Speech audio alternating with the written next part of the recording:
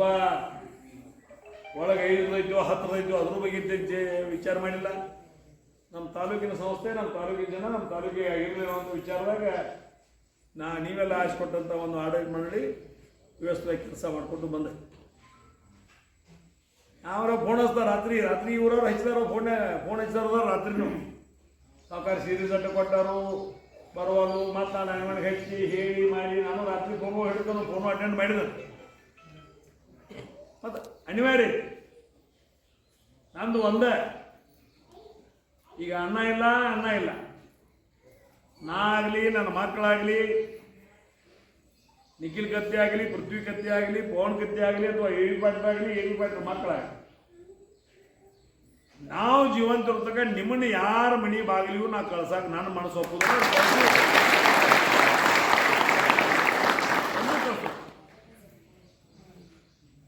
ಕಳ್ಸಾಕ ಮನಸ್ಸು ಒಪ್ಪುದಿಲ್ಲ.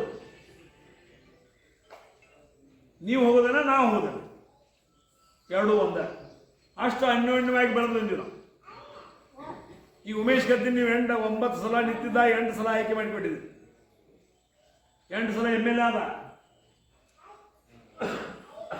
4-5 ಸಲ ಮಂತ್ರಿ ಆದ, 40 ವರ್ಷ MLA ಇದ್ದ, 40 ವರ್ಷ 20 ವರ್ಷ ಮಂತ್ರಿ ಇದ್ದ. ಈಗ ನಾನು ಮದುವೆಯಾಗಿ 40 ವರ್ಷ ಆಗಿದ್ದು. ನಾನು ಹಿಂದಿ ಒಂದು 5-6 ಸಲ ಜಗಳ ವರ್ಷ ಈ ಕ್ಷೇತ್ರದ ಶಾಸಕನಾಗಿ ಸರ್ವಧರ್ಮೀಯರನ್ನ ತೆಕ್ಕೊಂಡು ಒಂದು ದಿನ ಯಾವ ಊರಾಗೂ ನ್ಯಾಯ ನಿಚ್ಚಡಿ ಬರಬಾರ್ದಂತ ನೋಡ್ಕೊಂಡು ನಾವು ಯಾರು ಇದ್ರೆ ನಮ್ಮ ಅಣ್ಣ ಅನ್ನೋದು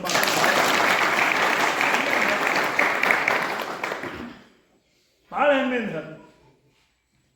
ಇನ್ನು ಅವನು ಇಲ್ಲದ ಟೈಮ್ದಾಗ ಅದನ್ನು ನಾವು ಜವಾಬ್ದಾರಿಯುತವಾಗಿ ನಾವು ಇದ್ದ ಟೈಮ್ದಾಗ ನಮ್ಮ ತಾಲೂಕ ನಮ್ಮ ಕ್ಷೇತ್ರ ಹೆಂಗಿತ್ತು ಹಂಗ ಅದನ್ನು ಮುಂದುವರ್ಸ್ಕೊಂಡು ಹೋಗ್ಬೇಕು ಅನ್ನೋಂಥ ಪಣ ಇವತ್ತಿನ ತೊಟ್ಟು ನಿಮ್ಮ ಮನೆಗೆ ಬಂದ ಪಣ ತೊಟ್ಟು ಇವತ್ತು ನಿಮ್ಮ ಮನೆಗೆ ಬಂದ. ಈ ಪಣ ತೊಡೋದ್ರೆ ಇದ್ರೊಳಗೆ ಏನು ನೀವು ನಮಗೆ ಕೊಡೋದಿಲ್ಲ, ನಾವು ನಿಮಗೆ ಕೊಡೋದಿಲ್ಲ. ದಾನ ಆ ಮತದಾನ ಮಾಡುವಲ್ಲಿ ಒಂದು ದಿವಸ ವಿಶೇಷವಾಗಿ ನಾವೆಲ್ಲ ವೋಟರ್ ಲಿಸ್ಟ್ ಕಳಿಸಿದ್ವಿ, ಕಟ್ಕೊಂಡಿದ್ವಿ. ನಾವು ಜನ್ಮ ಸಂಸ್ಥೆ ಜೋಡಿ ಐತಿ. ಈ ಅವ್ರು ಎಲ್ಲಿ ಮಟ್ಟ ಹೋಗ್ಯಾರಪ್ಪ ಅಂದ್ರೆ ಇವತ್ತು ರಾಜಕಾರಣ ಎಲ್ಲಿ ಮಟ್ಟ ಮನುಷ್ಯ ಮಾಡಬೇಕು. ಈಗ ಬಹಳ ನಿಮ್ಮ ಊರಾಗಿರ್ಬೋದು, ನಮ್ಮ ಊರಾಗಿರ್ಬೋದು, ತಾಲೂಕಿನಾಗಿರ್ಬೋದು,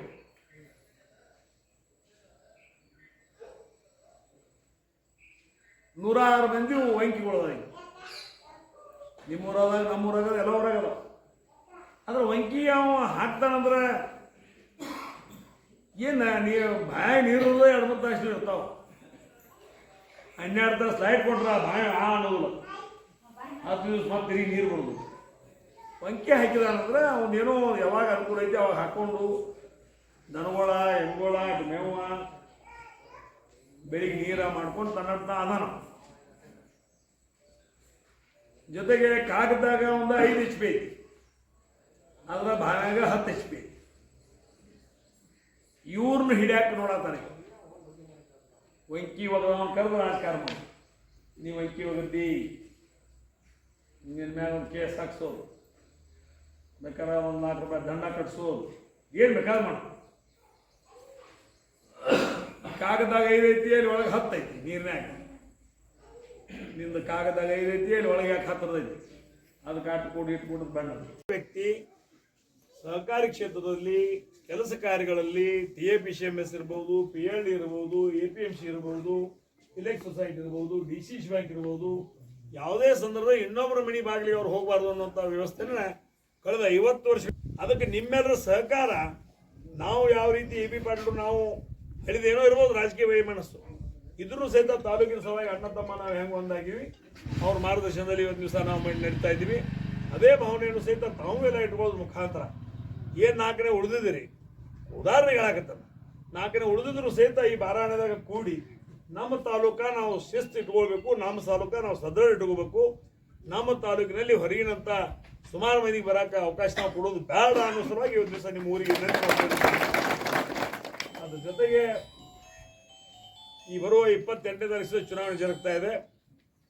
15 ಜನ ಒಬ್ಬ ಮತದಾರ 15 ಮತಗಳನ್ನು ಹಾಕ್ಬೇಕಾಗ್ತದೆ.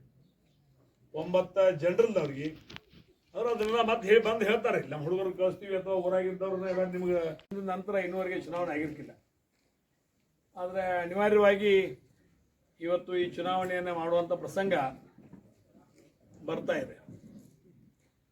ಇದೆ ಅಂದರೆ ಇವತ್ತು ನಮ್ಮ ತಾಲೂಕಿನವರು ಯಾರೂ ಈ ಚುನಾವಣೆಯನ್ನು ನಮಗೆ ಚುನಾವಣೆ ಬೇಕು ಅನ್ನುವಂಥ ಮಾತಿನಲ್ಲಿ ನಮ್ಮ ತಾಲೂಕಿನ ಜನ ಯಾರೂ ಇಲ್ಲ. ಆದರೆ ಹೊರಗಿನ ತಾಲೂಕಿನವರು ಇವತ್ತು ದಿವಸ ವಿಶೇಷವಾಗಿ ಅಲ್ಲಿ ಕಳೆದ ಒಂದು ವರ್ಷದಿಂದ ಆ ಒಂದು ಸಂಸ್ಥೆಯಲ್ಲಿ ಕೈ ಆಡಿಸೋದನ್ನು, ಯಾಕಂದರೆ ಇವತ್ತು ಆ ವಿರೋಧಿಗಳು ಅಲ್ಲಿ ಇರ್ತಕ್ಕಂಥ ಯಾವ ಸಂಘ ಸಂಸ್ಥೆಗಳು ವ್ಯವಸ್ಥಿತವಾಗಿಲ್ಲ. ಆದರೆ ಇರುವಂಥ ನಮ್ಮ ಹಿರಿಯರು ಕಟ್ಟಿರ್ತಕ್ಕಂಥ ಸಂಘ ಸಂಸ್ಥೆಯನ್ನು ವ್ಯವಸ್ಥಿತವಾಗಿ ಇಟ್ಕೊಂಡು ಹೋಗ್ಬೇಕಂದ್ರೆ ಅನಿವಾರ್ಯವಾಗಿ ನಾವು ಚುನಾವಣೆ ಮಾಡಬೇಕು ಅನ್ನೋಂಥ ಮಾತನ್ನು ಗಮನದಲ್ಲಿ ಇಟ್ಕೊಂಡು, ಬಹುಶಃ ರಾಜಕೀಯವಾಗಿ ಎ ಬಿ ಪಾಟೀಲರು ನಾನು ವಿರೋಧಿಗಳಾಗಿರ್ಬೋದು, ಅವರು ಕಾಂಗ್ರೆಸ್ ಇರ್ಬೋದು, ನಾನು BJP ಇರ್ಬೋದು. ಈಗೂ ಅವ್ರು ಕಾಂಗ್ರೆಸ್ ಆದರೆ ನಾನು BJP ಇದ್ದೇನೆ. ಆದರೆ ಸಹಕಾರಿ ಕ್ಷೇತ್ರದಲ್ಲಿ ರಾಜಕಾರಣ ಇರಬಾರ್ದು ಅನ್ನೋಂಥ ಒಂದೇ ಒಂದು ಉದ್ದೇಶ.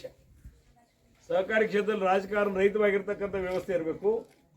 ತಾಲೂಕಿನಲ್ಲಿ ಸಹಿತ ಸಹಕಾರಿ ಕ್ಷೇತ್ರದಲ್ಲಿ ರಾಜಕಾರಣ ರಹಿತವಾಗಿರ್ತಕ್ಕಂಥ ಒಂದು ಸಹಕಾರಿ ವ್ಯವಸ್ಥೆ ಇರಬೇಕು ಅನ್ನೋಂಥ ಭಾವನೆಯನ್ನು ಇಟ್ಕೊಂಡು ಕಳೆದ 40 ವರ್ಷದಿಂದ ಒಬ್ಬ ಜಿಲ್ಲಾ ಮಧ್ಯವರ್ತಿ ಬ್ಯಾಂಕಿನ ನಿರ್ದೇಶಕನಾಗಿ, ಉಪಾಧ್ಯಕ್ಷನಾಗಿ, ಅಧ್ಯಕ್ಷನಾಗಿ 40 ವರ್ಷದಿಂದ ಇವೆಲ್ಲ ನಮ್ಮ ತಾಲೂಕಿನಲ್ಲಿ ಸಹಿತ ಯಾರು BJP, ಯಾರು ಕಾಂಗ್ರೆಸ್ಸು, ಯಾರು JDS, ಯಾರು ಮುಸ್ಲಿಂ ಲೀಗ, ಯಾರು ಮರಾಠ ಏಕೀಕರಣ ಸಮಿತಿ, ಯಾರಿದ್ದರೂ ಸಹಿತ ದೇಶಕ್ಕೆ ಅನ್ನ ಕೊಡುವಂಥ ಒಬ್ಬ ರೈತ ನಮ್ಮ ತಾಲೂಕಿನವನು ಅದಾನೆ ಅನ್ನುವಂಥ ಭಾವನೆಯನ್ನು ಇಟ್ಕೊಂಡು ಅವಾಗ ಸಾಲ ಕೇಂದ್ರ ಮತ್ತು ರಾಜ್ಯ ಸರ್ಕಾರದಿಂದ ಏನು ಸಾಲ ಸೌಲಭ್ಯ ಬರ್ತದೆ ಅದನ್ನೆಲ್ಲ ಅವ್ರ ಮನೆಗೆ ತಂದು ಕೊಡುವಂಥ ಪ್ರಯತ್ನ ಮಾಡಿದ್ದೀನಿ.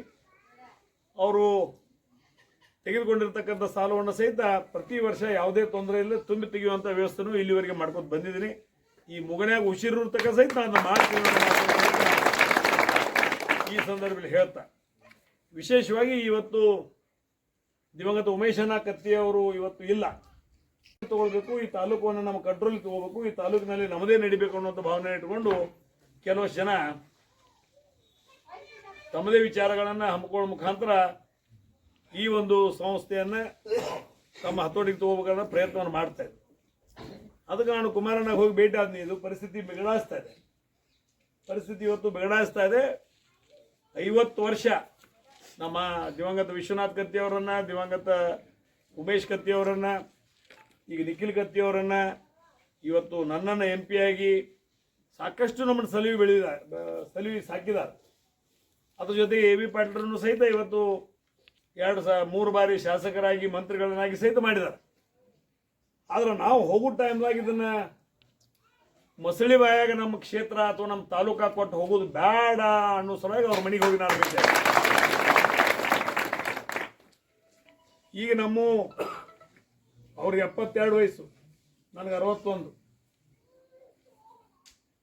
ಅದಕ್ಕೆ ಅನಿವಾರ್ಯವಾಗಿ ಬಂದಂಥ ಒಂದು ಪರಿಸ್ಥಿತಿಯನ್ನು ಗಮನದಲ್ಲಿ ಇಟ್ಕೊಂಡು ಸಹಕಾರಿ ಕ್ಷೇತ್ರದಲ್ಲಿ ನಾವು ಇನ್ನೂವರೆಗೆ ರಾಜಕಾರಣ ಮಾಡಿಲ್ಲ.